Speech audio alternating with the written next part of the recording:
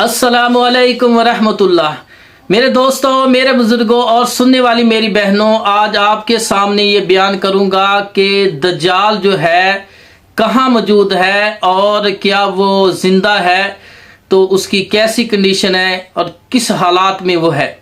तो मेरे भाइयों, सही मुस्लिम हदीस जिल्द नंबर 6 है, हदीस नंबर 7386 है, सही मुस्लिम किताबुल फितन के अंदर रसूलुल्लाह सल्लल्लाहु अलैहि वसल्लम ने सहाबा को इकट्ठा किया और फरमाया, अल्लाह की कसम, आज मैं तुम्हें एक वाक़या सुनाता हूँ जिसके मतलब दज्जाल के मतलब वाक़या सुनाता हूँ, जिसके मतलब मैं पहले तुम्हें ये बात बयान किया करता था कि दज्जाल आएगा क़यामत के करीब और वो मक्का और मदीना के अलावा पूरी ज़मीन पर वो सैर करेगा, पूरी ज़मीन पे वो कब्ज़ा करेगा, लोगों को अपनी तरफ बुलाएगा और इस तरह करेगा, इस तरह करेगा।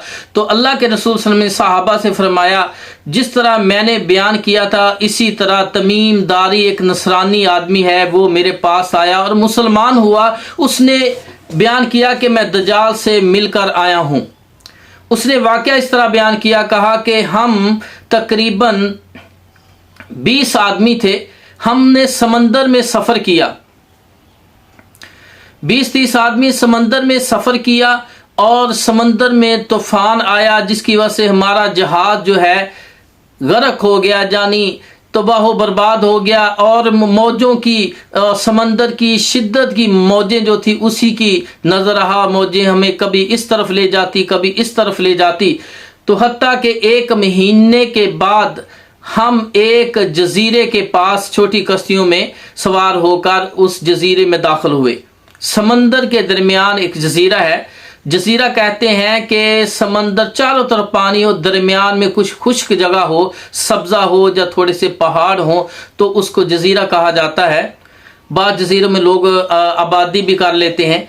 तो हम उस जजीरे में पहुंचे, देखा एक मोटी धूम वाला एक जानवर नुमा है, उसके जिस्म पर बहुत ज्यादा बाल हैं। इतने बाल हैं कि हमें पता नहीं चल रहा कि इसका चेहरा किस तरफ और धुम किस तरफ है। हमने उससे पूछा, तुम कौन हो? उसने कहा, मैं जासूस हूँ। लोगों ने कि हमने कहा, जासूस क्या? उसने कहा, मुझे छोड़ो, आगे चलो, उस गार में देर गार के अंदर जाओ, वहां एक मर्द तुम्हारा इंतजार कर रहा है, तुम्हारी बातें सुनने का मुश्ताक है। हम उससे डर के कहीं ये शैतान तो नहीं है। खैर, हम उससे डरे और उस तरफ ही भाग गए जिस तरफ उसने इशारा किया था। जब वहां पहुंचे, उस गार के अंदर दाखिल हुए, एक लंबे कद का, इतने लंबे कद का आदमी कि पहले हमने कभी इतने लंबे कद का आदमी नहीं देखा। वो जंजीरों, लोहे की जंजीरों में जकड़ा हुआ है, उसके हाथों को गर्दन के पीछे से ले जाकर उसकी रानों और पिंडलों के साथ उनको लोहे की जंजीरों के साथ बांधा हुआ है। इतनी मजबूती से बांधा हुआ है कि वो किसी तरीके से वहां से निजात हासिल नहीं कर सकता जब तक उसको खोला ना जाए। तो फिर हमने उससे पूछा, तुम कौन? उसने कहा, मुझे छोड़ो, तुम बताओ तुम कहां से आए, कौन लोग हो? हमने कहा, हम अरब लोग हैं। और इस तरह हमने अपना सारा वाकया सुनाया कि हम समंदर में सफर किया, समंदर में तूफान आया, फिर इस तरह करके 1 महीने के बाद समंदर की मौजें हमारे साथ खेलती रहीं कि हमें कभी उस तरफ ले जाती, कभी उस तरफ। जब तूफान रुका तो फिर हम इस जजीरे के करीब हमें नजर आया, तो इस जजीरे में हम उतर गए।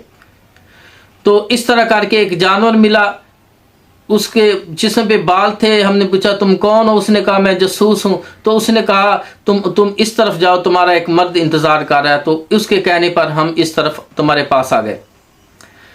तो उसने कहा कि मुझे ये बताओ कि जसान के नकलस्तान के मतलब बताओ, उसकी क्या हालत है, क्या कैफियत है। हमने कहा, क्या मतलब आपका? कहा, वो हरा भरा है या खुश्क हो गया है? हमने कहा, वो हरा भरा है। तो उस आदमी ने कहा, अनकरीब वो खुश्क हो जाएगा, उसकी हरियाली खत्म हो जाएगी, वो बिल्कुल खुश्क हो जाएगा। और तबस्तान के दरिया के मतलब बताओ। तो हमने कहा, क्या उसके मतलब बताए? कहा कि उसमें पानी है या नहीं? कहा, बिल्कुल उसमें पानी और भरा हुआ है। तो उसने ये खबर दी हमें, खबरदार कि अनकरीब वो खुश्क हो जाएगा उसका पानी। फिर उसने पूछा, जखर के चश्मे का मतलब बताओ कि उसका चश्मा बह रहा है कि नहीं? कहा, वो हरा बह रहा है, लोग उसके पानी से खेती बाड़ी करते हैं।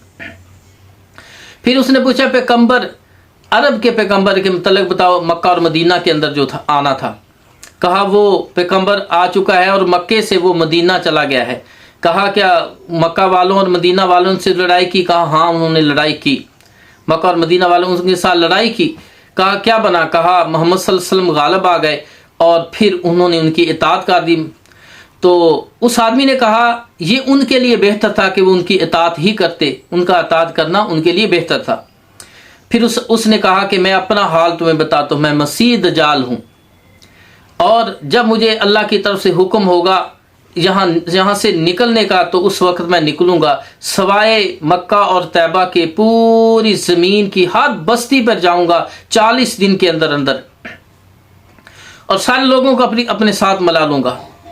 جب ساری زمین پہ چکر لگا لوں گا، پھر مکہ اور مدینہ جانے کی، مکہ اور طیبہ میں داخل ہونے کی مجھے خواہش پیدا ہوگی، تو پھر میرے سامنے ایک بڑا فرشتہ ہاتھ میں ننگی تلوار لے کے کھڑا ہو گیا اور مجھے وہاں جانے سے روکے گا، اور اس کے ہر راستے پر فرشتے چوکیداری کر رہے ہوں گے، میں اس کے اندر داخل نہیں ہو سکوں گا۔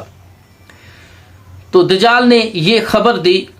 پھر اللہ کے رسول صلی اللہ علیہ وسلم یہ بیان کرتے کرتے اپنا ہاتھ منبر پہ مارا اور فرمایا کہ یہ وہی دجال ہے جس کا میں نے تمہارے سامنے تذکرہ کیا تھا۔ صحابہ نے فرمایا کہ بے شک یا رسول اللہ صلی اللہ علیہ وسلم، آپ نے جس طرح بیان کیا تھا اسی طرح یہ تمیم داری نے یہ واقعہ سنایا ہے، جس دجال کو تمیم داری نے دیکھا ہے آپ نے اسی طرح ہمیں پہلے واقعات اس کا حلیہ بیان کیا تھا۔ تو میرے بھائیو، دجال جو ہے قیامت کے قریب آئے گا، اس کے ماتھے پر لکھا ہوگا کافر، لیکن لفظ الگ الگ، کاف فیرے الگ، اور اس کی ایک آنکھ سے وہ کانا ہوگا، انگور کی طرح پھولی ہوگی، ایک آنکھ درست ہوگی۔ یہ دجال ہے جو قیامت کے قریب آئے گا اور مومن بندوں کو آزمائے گا۔ تو میرے بھائیو، اس کو عیسیٰ علیہ السلام قتل کریں گے۔ یہ بحرہ ہند، مشرق کی طرف بحر ہند کے کسی جزیرے میں ہے، بحر ہند کے کسی جزیرے کے اندر، غار کے اندر باندھا ہوا ہے۔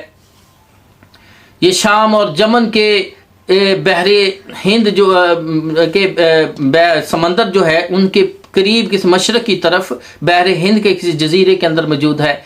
تو میرے بھائیو، یہ پیدا ہو چکا ہے اور دنوں میں جکڑا ہوا ہے، یوں ہی مدت یہ علامت پوری ہوں گی، طبرستان کا دریا جو ہے خشک ہوگا، اور اسی طرح جسان کا نقلستان جو خشک ہو جائے گا، تو اس وقت یہ علامات جب مکمل ہو جائیں گی اس وقت یہ بعد میں نکلے گا۔ ایک دو نشانی رہتی ہے، اس کے بعد یہ دجال جو ہے یہ نکلے گا اور پوری دنیا پر یہ سیر کرے گا اور دنیا کو اپنی طرف ملائے گا۔ یہ بہت بڑا فتنہ ہے، بہت سارے لوگ جو ان کو نہیں مانیں گے اس کو قتل کرے گا۔ اللہ تعالیٰ سے دعا ہے کہ اللہ ہم سب کو دجال کے فتنے سے محفوظ فرمائے اگر ہماری زندگی میں آئے، اور اللہ پاک ہمیں اس کے فتنوں سے بچائے اور ہمیں کتاب و سنت پر چلنے کی توفیق عطا فرمائے۔ وآخر دعوانا ان الحمد للہ رب العالمین۔